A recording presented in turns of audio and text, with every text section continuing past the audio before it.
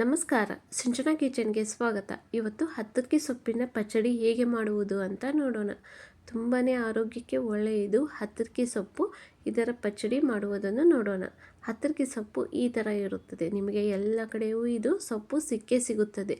ಇದಕ್ಕೆ ನಾನಿಲ್ಲಿ ಕೊತ್ತಂಬರಿ ಸೊಪ್ಪು, ಹತ್ತಕ್ಕಿ ಸೊಪ್ಪು, ಮೆಂತ್ಯ ಸೊಪ್ಪು ಮತ್ತು ಮೂಲಂಗಿ ಸೊಪ್ಪು, ಒಂದು ಉಳ್ಳಾಗಡ್ಡಿ ಮತ್ತು ಕರಿಬೇವು ಮತ್ತು ಒಂದು ಮೂಲಂಗಿಯನ್ನು ಕೂಡ ನಾನಿಲ್ಲಿ ಸಣ್ಣಗೆ ಕಟ್ ಮಾಡಿ ಇಟ್ಟಿರುವುದು. ಈಗ ಎಲ್ಲ ಸೊಪ್ಪು ನಾನು ಇದಕ್ಕೆ ಹಾಕ್ತೇನೆ. ನೋಡಿ, ನಿಮಗೆ ಯಾವುದೆಲ್ಲ ಸೊಪ್ಪು ಸಿಗುತ್ತದೋ ಅದೆಲ್ಲವೂ ಹಾಕಿ. ಹಾಗೆ ನಾನಿಲ್ಲಿ ತಪ್ಪದೆ ಹತ್ತಕ್ಕಿ ಸೊಪ್ಪನ್ನು ಕೂಡ ಇದಕ್ಕೆ ಹಾಕ್ತಾ ಇರೋದು. ಹತ್ತಕ್ಕಿ ಸೊಪ್ಪು ಆರೋಗ್ಯಕ್ಕೆ ತುಂಬಾ ಒಳ್ಳೆಯದು. ಇದರ ಪಚ್ಚಡಿ ಮಾಡಿ ತಿಂದರೆ ತುಂಬಾ ಚೆನ್ನಾಗಿರುತ್ತದೆ. ಬಿಸಿ ಬಿಸಿಯಾದ ರೊಟ್ಟಿ ಜೊತೆಗೆ ನಾವು ಇದನ್ನು ತಿನ್ನಬೇಕು.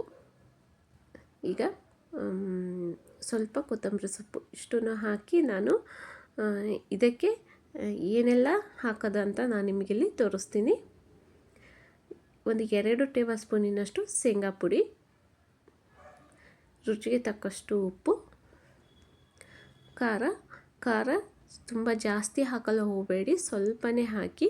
ಈಗ ಮೇಲ್ಗಡೆ ಎಣ್ಣೆ ಹಾಕಿ, ಎಣ್ಣೆ ಸ್ವಲ್ಪ ಬಿಸಿಯಾಗಿರುವ ಎಣ್ಣೆಯನ್ನೇ ಹಾಕಿ ಇಲ್ಲಿ ನಾವು ಚೆನ್ನಾಗಿ ಕಲಿಸ್ಬೇಕು. ನೋಡಿ, ತುಂಬಾ ಈಸಿ ನೀವು ಪಚ್ಚಡಿ ಮಾಡುವುದು. ಇದು ರೊಟ್ಟಿ ಜೊತೆಗೆ ತುಂಬಾ ಚೆನ್ನಾಗಿರುತ್ತದೆ. ಇದಕ್ಕೆ ಬಿಸಿ ರೊಟ್ಟಿನೇ ಬೇಕಂತ ಏನಿಲ್ಲ, ಖಡಕ್ ರೊಟ್ಟಿ ಜೊತೆಗೂ ಪಚ್ಚಡಿ ತುಂಬಾ ಚೆನ್ನಾಗಿರುತ್ತದೆ. ಒಮ್ಮೆ ಟ್ರೈ ಮಾಡಿ ನೋಡಿ, ನಿಮಗೂ ಎಷ್ಟು ರುಚಿಯಾಗಿರುತ್ತದೆ ಅಂದರೆ ಕಟಿ ರೊಟ್ಟಿ ಜೊತೆಗೆ ಹತ್ತಕ್ಕಿ ಪಲ್ಯ ಪಚ್ಚಡಿ ತುಂಬಾ ಚೆನ್ನಾಗಿರುತ್ತದೆ. ನೋಡಿ, ಸಣ್ಣ ಮಕ್ಕಳಿಗೂ ಕೂಡ ನೀವು ಹತ್ತಕ್ಕಿ ಸೊಪ್ಪನ್ನು ಕೊಡಬೇಕು. ಅವು ತಿಂದಿದ್ದರೂ ಈ ಥರ ನೀವು ಮಾಡಿಕೊಟ್ರೆ ಖಂಡಿತವಾಗಿಯೂ ತಿಂತಾರೆ. ಇವತ್ತಿನ ಈ ವಿಡಿಯೋ ನಿಮಗೆ ಇಷ್ಟವಾದರೆ ನಮ್ಮ ಚಾನಲನ್ನು ಸಬ್ಸ್ಕ್ರೈಬ್ ಮಾಡಿ, ಲೈಕ್ ಮಾಡಿ, ಕಮೆಂಟ್ಸ್ ಕೊಡಿ.